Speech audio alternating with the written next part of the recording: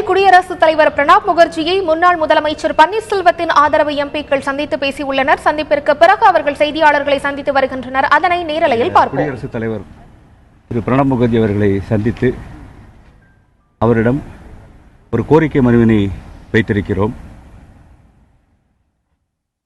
மாண்புமிகு இதய தெய்வம் புரட்சித் தலைவி அம்மா அவர்கள் கடந்த டிசம்பர் மாதம் காலமானதை ஒட்டி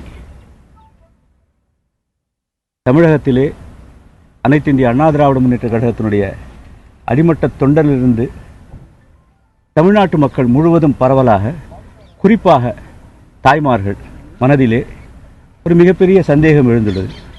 இந்த மரணம் இயற்கையான மரணமா அல்லது வேறு ஏதாவது இதிலே மர்மங்கள் இருக்கிறதா என்று. இதற்கு பல்வேறு அடிப்படை முகாந்திரங்கள் உள்ளன. அனைவருக்கும் தெரியும், மாண்புமிகு அம்மா அவர்களது இல்லத்திலே ஒரு மினி ஹாஸ்பிட்டலே ஐசியூ செட்டப்போட இருக்குது. அதனால் அம்மா இது அப்பப்போது தேவையான மருத்துவ உதவிகள் எல்லாமே அங்கேயே தான் பண்ணிப்பாங்க. 22ஆம் தேதி செப்டம்பர் மாதம் மருத்துவமனை அப்போலோ மருத்துவமனை அனுமதிக்கப்பட்ட பொழுது அவர்களுக்கு நீர்ச்சத்து குறைவாக இருந்தது, காய்ச்சல் இருந்தது, அதனால் அனுமதிக்கப்பட்டார் என்று சொன்னார்கள். ஒரு ஐசியூ செட்டப்பே வீட்டில் வச்சிருக்கச்சே ஒரு காய்ச்சலுக்காகவும் நீர்ச்சத்துக்காகவும் ஆஸ்பத்திரியில் அனுமதிப்பாங்கன்னு சொல்லச்சேயே முதல் சந்தேகப்பொறி அங்கே வருது. ஆனாலும் இருந்தாலும் அன்றைக்கி ஏதோ அம்மா நல்லா நான் போகிறோம் அப்படிங்கிறதுனால தான் கழகத்தினுடைய தொண்டர்கள்லாம் வேண்டிக்கிட்டு இருந்தாங்க. அது பிறகு 75 நாட்கள் அம்மா ஆஸ்பத்திரியில் இருந்தாங்க.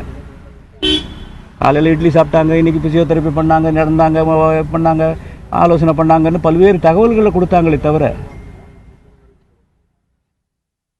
அங்கு மருத்துவமனைக்கு சென்ற தலைவர்கள் யாருமே அம்மா அவர்களை நேரடியாக ஒரு முறை கூட, ஒரு க்ஷணம் கூட சந்திக்க முடியவில்லை. நான் ஒரு புற்றுநோய் மருத்துவ நிபுணர், குறிப்பாக இரத்த புற்றுநோய் நிபுணர். அதில் செப்டிசீமியானா என்னன்னு எனக்கு தெரியும். செப்டிசீமியா வந்தால் அதுக்கு என்ன ப்ரிகாஷன்ஸ் எடுக்கணும்னு தெரியும். செப்டிசீமியா வந்தாலே யாருமே பார்க்கக்கூடாது அப்படிங்கிறது கிடையாது. யாராவது ஒருத்தர் 2 பேர் முக்கியமானவங்க. இப்போ உதாரணத்துக்கு அன்றைக்கி பார்த்தீங்கன்னா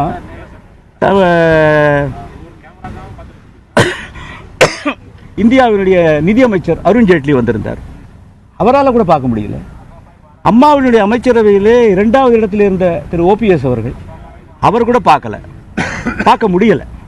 அதனால் ஒரு செப்டிசீமியா அதனால் பார்க்கக்கூடாதுன்னு சொல்கிறது, செப்டிசீமியா இருந்தால் கூட இன்டென்சிவ் கேரில் இருக்கச்சு தேவையான ப்ரிகாஷன்ஸ் எடுத்துக்கிட்டு அந்த நோயாளிகளை ஒரு சில மணித்துளிகள் பார்ப்பதற்கான அனுமதி நிச்சயமாக எல்லா மருத்துவமனையும் உண்டு. அப்போலோ மருத்துவமனையும் அதுக்கான அனுமதி உண்டு. ஏன்னா அதுக்கு பக்கத்துலேயே இருந்த அப்போ அட்மிட்டாக இருந்தார். அவங்க வீட்டில் கேட்டாலே சொல்லிவிடுவாங்க, அவர் போய் பார்க்காமையா இருந்தாங்க ஐசியூவில் இருந்துச்சு. அதனால் யாரையுமே பார்க்க அனுமதிக்கலை. அதனால் 22ஆம் தேதி செப்டம்பர் மாதம் காய்ச்சல் நீர்ச்சத்து குறைவுங்கிறதுனால அனுமதி வச்சாங்க. அதுக்கப்புறம் 75 நாள் யாருமே பார்க்க முடியல, எல்லாம் நல்லா இருக்குன்னு சொல்லிட்டு இருந்தாங்க. திடீர்னு பார்த்தா 4ஆம் தேதி இன்னைக்கு சடனாக ஒரு சிவியர் ஹார்ட் அட்டாக்கு, அதுக்கப்புறம் மீளாத ஒரு சூழ்நிலைக்கு போயிட்டாங்கன்னு சொல்லி 5ஆம் தேதி கதை முடிஞ்சு போச்சு. ஸோ இதில் பல்வேறு குளறுபடிகள் இருக்குது, பல்வேறு சந்தேகங்கள் இருக்குது. எனவே இந்த சந்தேகத்தெல்லாம் போக்குறது தான் அம்மாவுக்கு நாம் செலுத்தக்கூடிய ஒரு அஞ்சலியாக கூட நான் கருதுகிறேன். எனவே ஒரு மிகப்பெரிய தலைவர், 3 முறை ஜெயித்து வந்தவர், 2 முறை தொடர்ந்து ஆட்சிக்கு வந்தவர், மிகப்பெரிய அறுதி பெரும்பான்மை இந்தியாவிலேயே நம்ம 3வது பெரிய கட்சின்னு கொண்டு வந்தவர், அவருடைய மரணம் சர்ச்சைக்குரியதாகவோ அல்லது சந்தேகத்திற்குரியதாகவோ இருப்பது அவருக்கு நாம் செலுத்தக்கூடிய நன்றி கடனாக இருக்காது. எனவே தான் இது குறித்து விசாரணை நடத்த வேண்டும். 75 நாள் அப்போலோ மருத்துவமனையிலே அவருக்கு அளிக்கப்பட்ட சிகிச்சைகள் என்ன, அதில் என்னென்ன குறைபாடுகள் இருந்தனவா, அதன் பிறகு செப்டம்பர் 22ஆம் தேதி அன்னைக்கு என்ன நடந்தது போயஸ் வீட்டில், செப்டம்பர் 22ஆம் தேதிக்கு முன்னாடி என்ன மருத்துவ ட்ரீட்மெண்ட் அம்மாவுக்கு கிடைச்சது, இதெல்லாம் ஒரு தீவிரமாக ஒரு விசாரணை பண்ணாதான் உண்மை வெளிச்சத்துக்கு வரும்னு நினைக்கிறோம். அது மாத்திரம் இல்லை, அப்போலோ மெட்ராஸ் ஹைகோர்ட்டில் ஒரு ரிட் பெட்டிஷன் போட்டிருக்காங்க. அதில் அப்போலோ ஹாஸ்பிட்டல் 2 நாளைக்கு முன்னாடி அவங்க அஃபிடவிட்டை தாக்கல் பண்ணியிருக்காங்க. அதில் கூட அவங்க என்ன சொல்லியிருக்காங்கன்னா, கடைசியில் எல்லாமே இதுவாக இருந்துச்சு, we decided to allow medical cessation. அதாவது என்னென்னா, இனிமேலுக்கு இதை ரிவைவ் பண்ண முடியாது அம்மாவை, அதனால் ட்ரீட்மெண்ட்டெல்லாம் நிறுத்திக்கலாம், வெண்டிலேட்டர்லாம் எடுத்துடலாங்கிற அந்த ஒரு முடிவு எடுக்கிறது. நார்மலாக அந்த முடிவு எடுக்கிறதுக்கு முன்னாடி ஒரு நோயாளியினுடைய இரத்த சம்பந்தங்கள் அவங்கள கூப்பிட்டு நிலைமையை விவரித்து அவர்கள் சம்மதத்தை பெற்று அந்த சம்மதத்தை எழுத்துப்பூர்வமாக கையொப்பமிட்டு பெற்று அதே போல் ஒரு நிர்வாக பொறுப்பிலே ஒரு பப்ளிக் ஃபிகராக இருக்கக்கூடிய சமயத்தில் சீஃப் செக்ரட்டரி, அம்மாவுடைய அமைச்சரவை நம்பர் 2 இருக்கக்கூடியவர், இந்த மாதிரி இவங்கள்ட்டெல்லாம் பேசி அவங்க கையெழுத்தெல்லாம் வாங்கிக்கிட்டு அந்த முடிவை எடுத்திருக்கணும். அந்த முடிவை அவங்க அப்படி தான் எடுத்தாங்களா தெரியாது. ஏன்னா ரத்த சம்பந்தங்கள் நிச்சயமாக பார்க்கலைங்கிறது எல்லாருக்குமே தெரிஞ்ச விஷயம். அப்போது அந்த சிசேஷன் ஆஃப் இதை ட்ரீட்மெண்ட்டு அந்த முடிவை எடுத்தது யார், அவருக்கு யார் அந்த அதிகாரத்தை கொடுத்தது, இதை பற்றியெல்லாம் விரிவாக ஒரு விசாரணை நடத்தணும். இது இன்னைக்கு இருக்கக்கூடிய மாநில அரசு இந்த விசாரணையை செய்கிறதுக்கு அவங்களுக்கு அதுக்கான தகுதி கிடையாது, யோகியதை கிடையாது. ஏன்னா அது 122 எம்எல்ஏக்களுடைய அரசு தானே ஒழிய தமிழ்நாட்டு மக்களுடைய அரசு இல்லை. எனவே இது குறித்து உண்மை நிலை வரணும்னா ஒரு மத்திய அரசு மூலமாக ஒரு விசாரணை நடத்தப்பட வேண்டும். அது எந்த விதமான விசாரணையாக இருக்கலாம், நீதி விசாரணையாக இருக்கலாம், இல்லை சிபிஐ விசாரணையாக இருக்கலாம், எந்த விதமான அது எந்த மாதிரி விசாரணைங்கிறது மேதகு நம்முடைய குடியரசுத் தலைவர் முடிவு பண்ணி அவர் அதற்கான முயற்சிகளிலே மேற்கொள்ள வேண்டும் என்றுதான் நாங்கள் இன்று அந்த கோரிக்கை மனுவை கொடுத்திருக்கிறோம். நாங்கள் கொடுத்த அந்த கோரிக்கை மனுவை அதை கொடுத்துட்டு நான் அது சம்பந்தமாக அவருக்கு விவரித்து பேசிட்டு இருக்கச்சேயே அந்த மனுவை படித்து அதில் குறிப்பாக பல இடங்களில் அவர் தன்னுடைய பேனாவாலேயே அதை அண்டர்லைன்லாம் பண்ணி ரொம்ப கவனத்தோடு அதெல்லாம் நோட் பண்ணார். நிச்சயம் நான் அது மாத்திரம் இல்லை, நான் அவரை பார்க்கச்சே 2-3 விஷயத்தையும் சொன்னேன். ஏன்னா அம்மா மறைவுக்கு பிறகு அந்த இறுதிச் சடங்குகளும் போது குடியரசுத் தலைவர் இங்கேருந்து ஆல் தி வே சென்னைக்கு வந்தார். அன்றைக்கி ஆக்சுவலி அவருடைய ஃப்ளைட்டில் டெக்னிக்கல் ஸ்நாக் இருந்ததுன்னு சொல்லி வேற ஒரு ஃப்ளைட்டு அது ரொம்ப இன்கன்வீனியன்ஸாக இருந்து அதெல்லாம் கூட மீறி வந்தார். அதுக்காக நன்றி சொன்னோம். அதே போல் 2.5 வருஷத்துக்கு முன்னாடி 2014 பாராளுமன்ற தேர்தல் முடிஞ்ச பிறகு அம்மா டெல்லிக்கு வந்தாங்க ஜூன் மாதம். அப்போ அம்மா பார்த்த முதல் பிரமுகர் நம்முடைய ஜனாதிபதி. அப்போ அம்மா கூட நானும் போயிருந்தேன். அதுக்கு அந்த கன்வர்சேஷன் முழுக்க அவர் பேசிட்டு நான் அப்போ இருந்தேன். அதனால் அம்மா அவர்களை பற்றி அவருக்கு ஒரு மிகப்பெரிய ஒரு உயர்வான மதிப்பு இருக்கிறது. அம்மா ராஜ்யசபா உறுப்பினர் Pranab Mukherjee leader of the house, அன்னைக்கு அவை தலைவர், அவை முன்னவர். அதனால் அம்மா அவருடைய முதல் கன்னி பேச்சு, அதில் அம்மா சொன்னது அது தமிழ்நாட்டில் பவர் ப்ராஜெக்ட்டுக்காக பேசினது, இது மாதிரி சின்ன சின்ன விஷயம் அவர் அன்றைக்கி சொல்லி அதெல்லாம் ரொம்ப சந்தோஷப்பட்டார். அம்மாவே இன்றைக்கி அவர் சொன்னாங்க, 20 வருஷத்துக்கு முன்னாடி நடந்தது என்னை பற்றி இந்த மாதிரி சின்ன சின்ன விஷயம் இவ்வளோ தூரம் ஞாபகம் சொல்லணும், எனக்கு ரொம்ப சந்தோஷமாக இருக்குன்னு சொன்னாங்க. அதனால் அந்த அளவுக்கு அம்மா மேலே அவருக்கு ஒரு பாசம் உண்டு.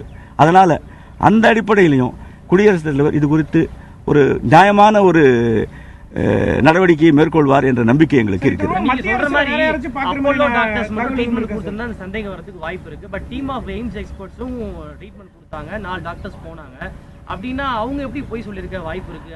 விசாரணையில் அதெல்லாம் சொல்லட்டுமே. அந்த எய்ம்ஸ் டாக்டர்ஸ் இப்போ அப்போலோ ஆஸ்பத்திரி மாத்திரம் விசாரிக்க மாட்டாங்க, விசாரணைன்னு வரைச்சு செப்டம்பர் 22 முன்னாடி யார் யாரெல்லாம் ட்ரீட் பண்ணாங்க, ஆஸ்பத்திரியில் இருந்துச்சு அப்போலோவில் யார் யாரெல்லாம் பார்த்தாங்க, அப்போலோக்கு சிங்கப்பூர்லேருந்து வந்தவங்க யார் யார், லண்டன்லேருந்து வந்தவங்க யார், எய்ம்ஸ்லேருந்து வந்தவங்க யார், எல்லாரையும் கூட்டி தான் விசாரிப்பாங்க.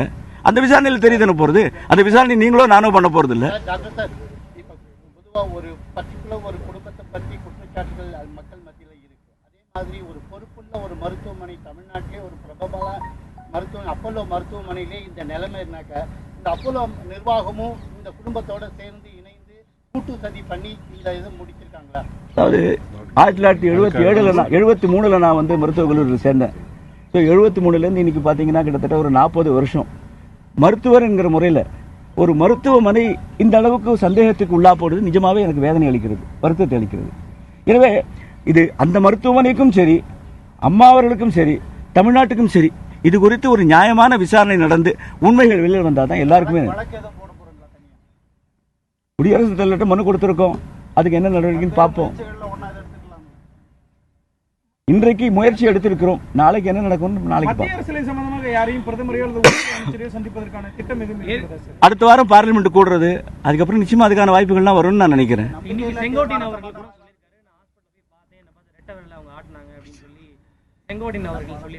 அப்போ இன்ஃபெக்ஷனு செப்டிசீமியா யாருமே பார்க்க கூடாதுன்னு சொன்னது செங்கோட்டையனுக்கு பொருந்தலையா? இப்போ செங்கோட்டையன் மாத்திரம் தனியா அவருக்கு ஒரு ஸ்பெஷல் இம்யூனிட்டி இருக்குதா அவருக்கு? மற்றவங்களுக்கு அருண்ஜேட்லிக்கு இல்லாத இம்யூனிட்டி, ஓபிஎஸ்க்கு இல்லாத இம்யூனிட்டி செங்கோட்டையனுக்கு மாத்திரம் வந்துடுதா? ஒரு அமைச்சர் எந்த அளவுக்கு திறந்தாண்டு பொய் சொல்வாருங்கிறதுக்கு இதை விட வேற இன்னைக்கு நீங்க அதிமுக எம்பிக்கள் 12 பேர் அம்மாவுக்கு நியாயம் கிடைக்கும், தமிழ்நாட்டு மக்களுக்கு ஒரு தீர்வு கிடைக்கும் போல இறங்கி இருக்கீங்க.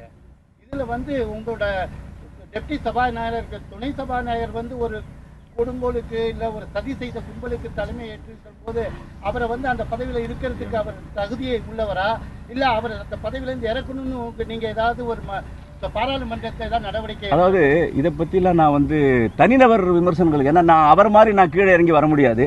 எனக்கு வந்து யாராவது ஒருத்தரை நான் எதிரின்னு கருதுன்னு வச்சா கூட அந்த எதிரியாகிறது கூட ஒரு தகுதி வேணும். அந்த தகுதியெல்லாம் அவருக்கெல்லாம் இருக்கிறதா நான் கருதலை.